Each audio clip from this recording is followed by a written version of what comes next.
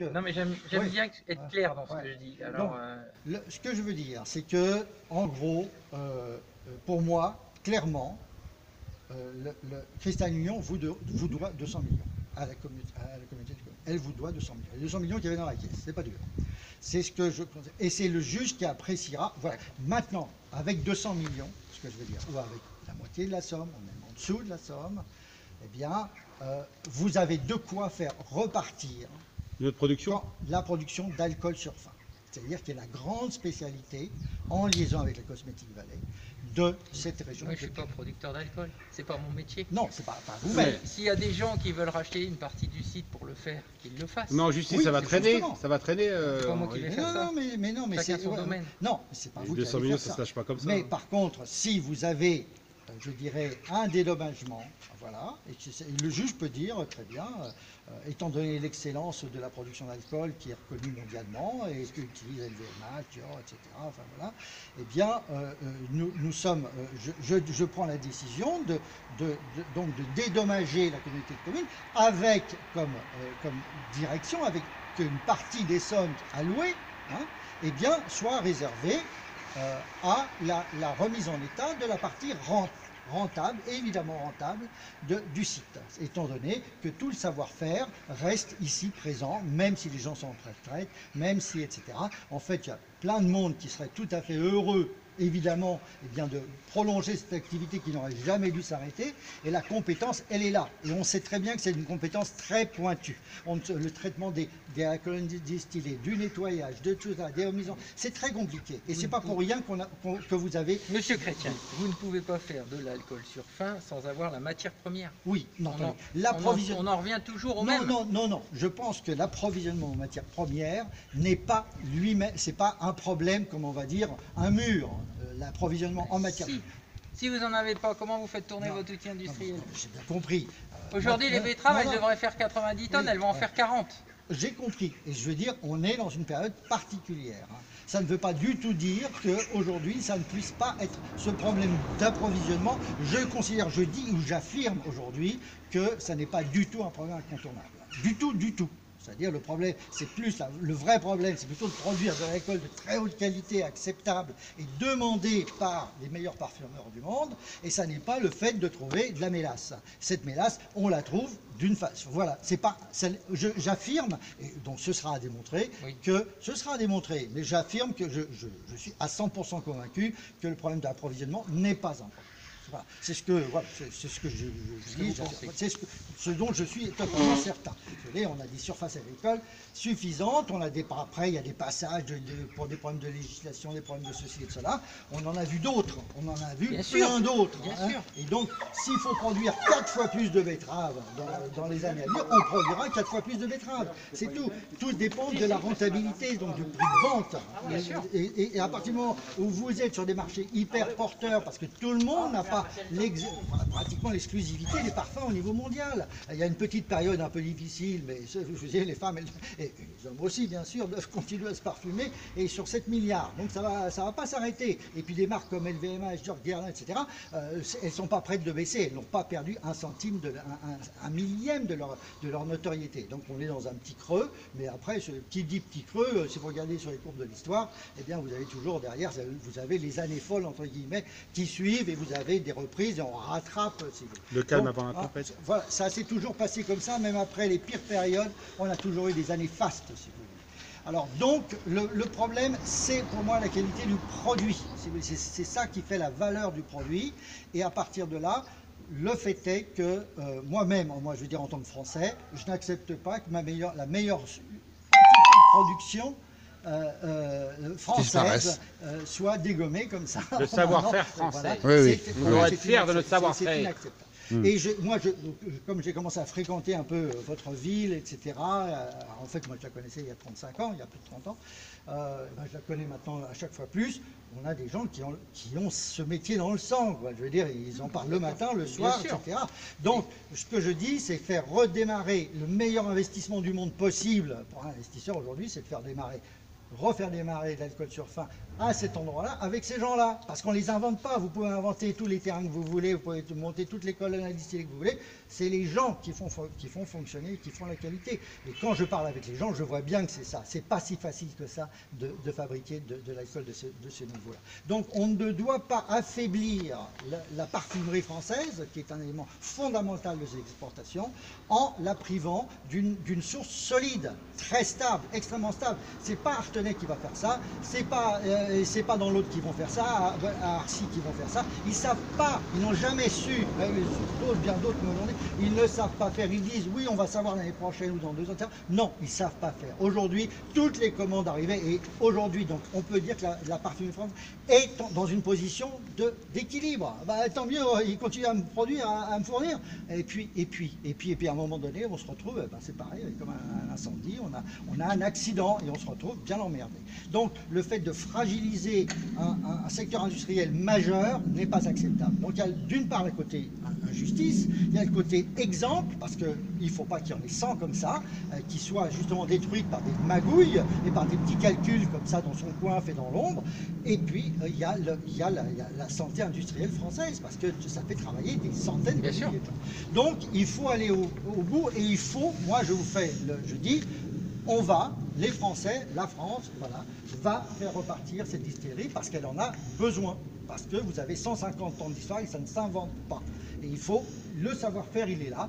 Comme les gens qui ont voulu fabriquer du Roquefort en Belgique, et ben, ils n'ont pas réussi. Ceux qui ont fabriqué du jambon de Parme en Californie, ils n'ont pas réussi, etc. Ça ne s'invente pas. Je veux dire, il y a un savoir-faire qui se passe comme ça de génération en génération. C'est complètement impalpable, mais qui fait qu'on a un produit régulier de très haute qualité. Donc il faut que cette usine, voilà, se remette à fonctionner et elle va se remettre à fonctionner parce que le juge, qui est aussi indépendant et qui représente les intérêts du pays, va dire écoutez, il y a eu malversation, il y a eu détournement, eh bien il faut que les choses soient rétablies. Et à ce moment-là, vous aurez la somme qui vous permettra de faire... D'autant plus que tu connaissais les bénéfices du groupe. Bon, voilà. Tu connaissais les bénéfices du groupe, vous avez dit... le bénéfice du groupe de Cristal. Non, mais le chiffre d'affaires a diminué. Mais c'est pas parce que le chiffre d'affaires diminue que les bénéfices diminuent nécessairement. Donc, ça veut dire oui, ça va souvent de pair, je suis d'accord. Très tardivement. Autant Tereos est parti en flèche, voilà, il s'est mis à acheter à tous azimuts, etc. Parce que je pense qu'ils ont dit que c'était la seule façon de s'en sortir pour eux. Donc ils sont montés à 5 milliards et ils ne sont pas à 1,6 milliard. Donc autant on voit Tereos vraiment se développer, avoir pris une position internationale, etc. Et donc à balancer les risques, à répartir les risques, autant il est manifeste que Cristal Union s'est plutôt mis dans un état de résignation et d'attente. Et puis quand la vague est venue, hein, c'est comme avec la volcan va exploser un jour, il explose, et puis il y en a qui avaient préparé le coup et d'autres qui sont restés en attente. Et puis résultat, je fais que des bêtises autour de moi et je fais de la casse à un niveau insupportable. Donc ça veut dire, vous voyez, les deux sont liés, les deux sont extrêmement liés, parce que l'action en justice est toujours énormément influencée par la perception du grand public.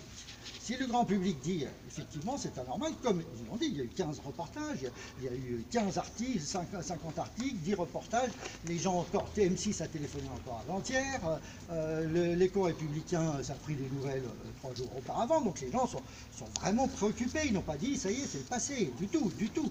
Donc, le juge, il est là aussi pour représenter les intérêts de la nation, et si la nation, c'est-à-dire que si l'ensemble des médias qui ont fait ressortir cette affaire-là, parce qu'il n'y avait rien, s'il n'y avait pas l'article de Robelin, on n'en aurait jamais entendu parler, eh bien, à partir du moment où il y a, et c'est pour ça que nous sommes présents avec des gens ici de haut niveau, ou qui sont très concernés, et puis qui ont une connaissance approfondie, et qui ont une capacité aussi à communiquer, hein, c'est important, même si nous ne sommes pas aujourd'hui très nombreux, mais nous serons de plus en plus, si vous voulez, parce que, encore une fois, c'est un symbole. Il faut que l'affaire de Toury soit un symbole de justice, voilà, d'injustice transformée en justice.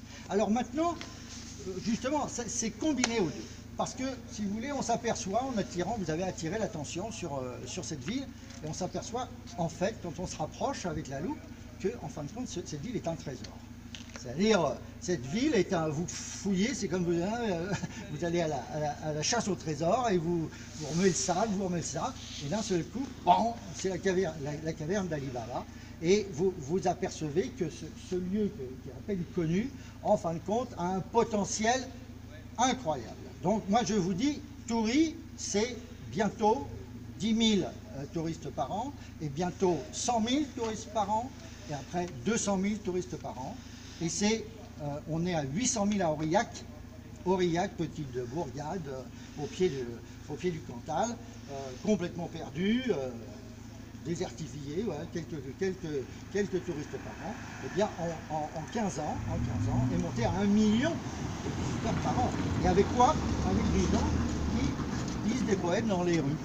Le théâtre de rue. Je ne sais pas si vous allez regarder sur le théâtre de rue à Aurillac qui a lieu pendant une semaine seulement, mais qui a fait exploser complètement l'afflux touristique dans cette ville. Et a complètement transformé. Avec rien. C'est des gens qui viennent et qui vous déclament des poèmes dans la rue. Enfin, pour vous dire. Et ben, ça a eu acquis une telle réputation que, en fin de compte, ça a fait doubler la population d'Aurillac. En 15 ans. Voilà, on est passé de 10 000 à 25 000. Les gens se sont aperçus que la ville était magnifique, très belle à vivre, très agréable, bourrée d'histoire, et finalement sont venus s'installer là. Et donc c'est vraiment typique, c'est-à-dire qu'en fin de compte, moi je dis aujourd'hui, d'après ma connaissance d'autres villes et d'autres expériences, c'est que cette ville-là va devenir une ville, un centre d'attraction touristique considérable. Je ne vais pas vous dire que ce sera Disneyland, mais ça va attirer autant, pratiquement, peut-être pas, parce qu'ils sont à 10 millions, 20 millions par an. Mais je veux dire, aujourd'hui, la cathédrale de Chartres, c'est 1 million par an, 1 million de visiteurs par an. Alors, je vous dis que Toury, on sera à 100 000 avant 3 ans, à 100, peut-être 3 à peu près. Ça va aller très vite parce que cette ville est merveilleuse. J'ouvre une porte, oh, vous savez, c'est comme dans les casbahs de la Médina, on ouvre une porte, oh, voilà. Ici, moi je ne savais même pas qu'il y avait cette église-là. Magnifique. Dans cette église, ah oui, c'est magnifique. Ouais. Cette église, c'est d'une pure merveille, mais pas pour rien. C'est pas pour rien, c'est parce que, en fait, l'origine même de l'histoire de France, elle vient de là. Parce que l'abbé Suger a été l'homme qui a dirigé la France pendant 40 ans, pendant que les rois de France partaient faire la guerre, ils ne savaient même pas lire et écrire, c'était tout juste, hein. Ils passaient leur temps sur les champs de bataille, à consolider un petit peu les petites frontières qu'on avait. Pendant ce temps-là, M. Suger, donc abbé de Saint-Denis, est formé au sommet, eh bien, dirigeait la France, c'était un ami de Louis le Gros, et c'est enfant, et qui avait la confiance, et pendant 40 ans, sous Louis VI, sous Louis VII, c'est l'abbé Suger, qui a dirigé, consolidé, mis en place l'administration française, créé des revenus, créé la régularité, etc. Et donc, en fin de compte, créé véritablement, ça a été un contributeur majeur, et c'est pas pour rien qu'il a pu, effectivement, non seulement construire la basilique de Saint-Denis, qui est une des plus connues du monde, mais en plus, eh bien, par plaisir et par fierté, par reconnaissance certainement de l'accueil qu'avaient fait les habitants de Toury en 1100, 1110, eh bien, a fait cette merveille. Donc c'est pas une merveille pour rien, si vous voulez. Donc c'est-à-dire, rien qu'ici, moi je vous fais, vous avez 10 000, vous avez 5 000 ou 10 000 visites par an, simplement parce qu'on découvre ce que c'est. Et on découvre que c'est ici, on est à la racine de l'histoire de France. Parce que c'est les premiers Capétiens ici. Les premiers Capétiens, ils n'avaient rien. Ils avaient des petits territoires à gauche, à droite. Mais c'était inexistant. Ils passaient leur temps, etc. Mais ils étaient très faibles par rapport aux autres. Mais grâce, en fait, à l'intellectualité portée par l'Église et par l'abbé, justement, l'abbé Suger, eh bien, on a fait une étape considérable. Ça a considérablement augmenté les richesses et la solidité du pouvoir des premiers Capétiens, c'était en 1100, alors que le premier a été couronné en 997, donc Capet était très fragile. Et puis même, il avait été nommé parce qu'on était sûr qu'il nous foutrait la paix, quoi, de la part des Ottoniens, etc. Eh bien, en fin de compte, l'histoire de France, elle a une énorme assise ici. Parce que Suger, c'est le Richelieu, non pas de l'an 1610, mais de 500 ans auparavant. Donc en fait, c'est passionnant, parce que personne ne connaît réellement les débuts des Capétiens, toute cette période-là qui va aboutir ensuite à Philippe Auguste, à Louis IX, etc. Et à des rois qui vont vraiment augmenter à chaque fois le pouvoir. Mais le point de départ, c'est ici que ça se passe. C'est la Beauce, c'est Reims, c'est autour de Paris, c'est autour de Paris. Qui était vraiment, voilà, et jusqu'à Orléans. Louis Gros s'est fait couronner à Orléans. Et donc, en fin de compte, pour tous ceux qui aiment l'histoire de France, vous avez un lieu qui est exceptionnel. C'est-à-dire, c'est une porte ouverte sur cette partie de son histoire, qui est une histoire cruciale. Et il y a beaucoup de gens qui sont fans d'histoire de France. Et qui, même si leurs femmes, ça ne les intéresse pas, ou si leurs enfants, ça ne les intéresse pas, ils viennent mettre un pied. Ils viennent toucher. Et donc ça attire énormément de gens. Ça a 1 million de personnes qui viennent voir la cathédrale de Chartres. Au fond de c'est pareil, hein, c'est à 100 km de Paris, c'est difficile d'accès, etc. Pour revenir en train à Chartres, on ne dit pas. Donc, ça c'est un exemple. Maintenant, ici vous allez aussi, les deux choses sont liées. Vous avez une distillerie qui a 150 ans d'âge, qui fabrique les meilleurs parfums, qui est à l'origine des meilleurs parfums, qui a une véritable histoire, qui est une véritable, c'est pas une industriette, c'est vraiment une industrie, une véritable, avec des colonnes, 8 colonnes à distiller qui font 30 mètres de haut. C'est de la grosse industrie. C'est pas du bricolage, si vous voulez. Hein. On met pas juste des trucs de voilà. Hein. C'est pas de petit assemblage. C'est de la véritable industrie. Donc c'est passionnant. C'est-à-dire c'est la cathédrale, c'est une cathédrale industrielle. Et donc, de la même façon que les gens sont mobilisés pour sauver la cathédrale de Paris, eh bien, les gens vont être fascinés par ce lieu. C'est-à-dire que moi, je viens à Toury, je vais voir la cathédrale industrielle, je vais voir avec tous ces efforts pendant 150 ans, avec cette lutte qui a été faite, qui a eu pendant cette chute brutale qui est vraiment un événement incroyable, et cette lutte en cours pour que la justice soit rétablie. Et ça n'en est que deux. Après, ben, je ne vais pas vous l'apprendre. Derrière, j'ai envie d'aller faire aussi m'effarer devant les débuts de l'aviation. Ben, je vais aller voir le Blériot. Ben, ça y est, j'ai déjà passé la moitié de mon après-midi de façon fascinante. Et puis ensuite, je vais emmener les enfants faire un petit tour en train. Moi, je prends le Pithiviers, le Toury-Pithiviers qui aura été remis en place sur les 50 ou sur les 100 millions dont vous en avez ici. Il y aura 3 millions pour remettre la voie en route. Et j'emmène les enfants à Pithiviers. Et je découvre Pithiviers, qui est lui-même aussi chargé d'histoire. Et puis après, eh bien, de la même façon, après je constate tout simplement que c'est une verrière. Eh bien, j'apprends sur la Beauce et je m'aperçois que c'est un endroit extraordinaire, qui a une histoire aussi fantastique. Je vois qu'il y a les églises à Janville, je vois qu'il y a etc. C'est évidemment pour toutes ces raisons un lieu d'attraction touristique une fois qu'il est bien explicité et qui n'est pas avec des gros moyens. Parce que si je vous fais venir et vous aurez le théâtre de rue, ça coûte rien, si vous voulez, en gros, enfin j'exagère, mais quasiment ça coûte rien et ça fout une animation dingue. Les gens sont passionnés par ça, parce que les poètes apportent quelque chose d'extraordinaire, d'unique, et c'est toujours rigolo, si vous voulez. C'est toujours, voilà, on apprend. Hein. Nous, on fait partie de groupes de poésie, ben, c'est toujours bourré, si vous voulez. Les gens, ils se cassent les mains à vous applaudir, parce que c'est pas un spot publicitaire de plus. Vous apprenez la vie, vous apprenez des choses, et intergénérationnelles. Donc, tout ça, combiné, vous voyez, ça vous fait un boom. Ça vous fait un boom. C'est-à-dire que... Non, ici, c'est effectivement, ce ne sera pas du tout une ville dortoir, ce ne sera pas du tout une ville morte, mais au contraire, ça va être un mini Puy du Fou, un mini Disneyland, un mini... Voilà, ça va être... Vous allez avoir, vous ne saurez plus quoi faire. Des gens qui vont venir ici avec bonheur passer le dimanche à Toury, le dimanche. Peut-être le samedi aussi. Non, pour commencer, peut-être le samedi. Le troisième dimanche du mois, l'après-midi. Vous voyez, là où il n'y a rien, où il n'y a personne, où il faut aller chercher les toilettes derrière donc où il n'y a rien. Et on a le bonheur aussi que vous nous receviez aujourd'hui. Mais voilà, vous allez passer ici, tout sera, je vous le dis aujourd'hui, ce sera noir de monde, avec des gens partout. Vous allez, tous les brocanteurs vont vouloir venir aussi, c'est vous qui donnerez les autorisations au compte-gouttes parce que vous aurez trop de demandeurs. Et si bien que, en fin de compte, vos dimanche après-midi à Toury, ça va devenir quelque chose d'explosif, avec 200 personnes sur les terrasses de café, avec etc., etc. Et derrière, ça va faire quoi? Eh ben, c'est que vous allez voir les gens qui vont arriver en masse pour vivre à Toury, parce qu'ils vont s'apercevoir que c'est un endroit vivant, ils vont s'apercevoir qu'il y a un microclimat fantastique, que les gens sont très sympathiques, sont cultivés, sont intelligents, que c'est... voilà, et puis qu'on est à Paris, quoi, parce qu'on est pas loin de Paris. On a à peine 1 heure de Paris, on est à 10 minutes d'Orléans, à 10 minutes de Chartres, enfin un quart, c'est plutôt 20 minutes.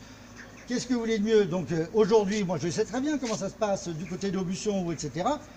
En ce moment, les agences immobilières, elles croulent sous les demandes à cause du Covid justement. Les mecs qui veulent venir travailler en paix à 100 km de Paris, et c'est ce qui va se passer. On est exactement à cette distance-là. Donc ça veut dire qu'en fin de compte, votre ville, grâce à, je dirais, à ce drame auquel elle fait face, à cette injustice, elle va devenir une ville très riche, forcément. Ouais, c'est ça ça c'était la deuxième partie de ce que je voulais dire. Voilà.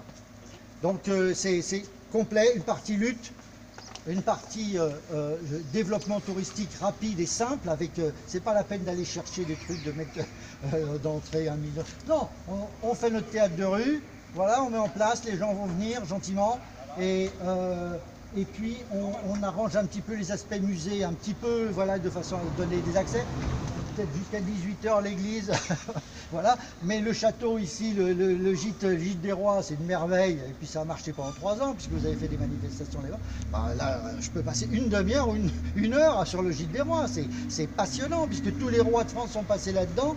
Enfin, ils se sont assis là, ils ont déjeuné là, etc. Bah, vous êtes c'est comme si vous leur serriez la main, quoi. Je veux dire, c'est extraordinaire. Et moi, je m'attendais à ce que ce soit en bien pire état que ça. Voilà.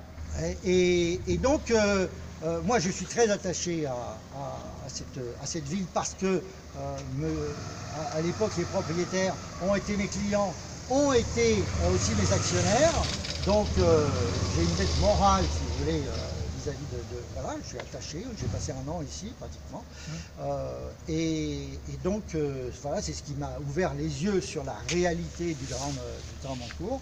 Et ça va se traduire, hein. Moi je connaissais bien M. Marotto à l'époque, je ne sais pas si vous le connaissiez, avant malheureusement qu'il parte, mais il a été magnifique, il a contribué justement à ce que cette entreprise soit mon actionnaire, etc. Donc aussi vis-à-vis de sa mémoire, il y a quelque chose de supérieur, si vous voulez, qui s'impose.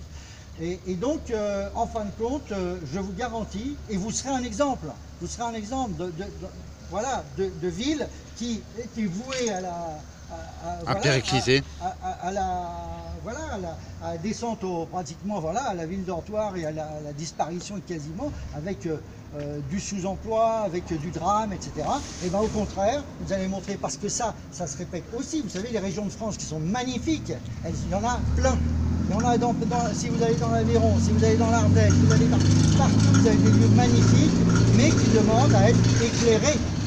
Et donc, en fait, aujourd'hui, vous ne pouvez pas, il faut combiner l'industrie, le savoir-faire ancien, etc., avec une composante touristique et spectaculaire, hein, et qui fait que ce qui rapporte le plus de pognon aujourd'hui, de cash, c'est le tourisme. Ça a toujours, voilà, voilà. Et donc, celui qui sait gérer et respecter le touriste, bien l'accueillir et lui offrir, voilà, de la nouveauté, de l'apprentissage, eh ben, il en aura un énorme retour, un énorme bénéfice. Voilà.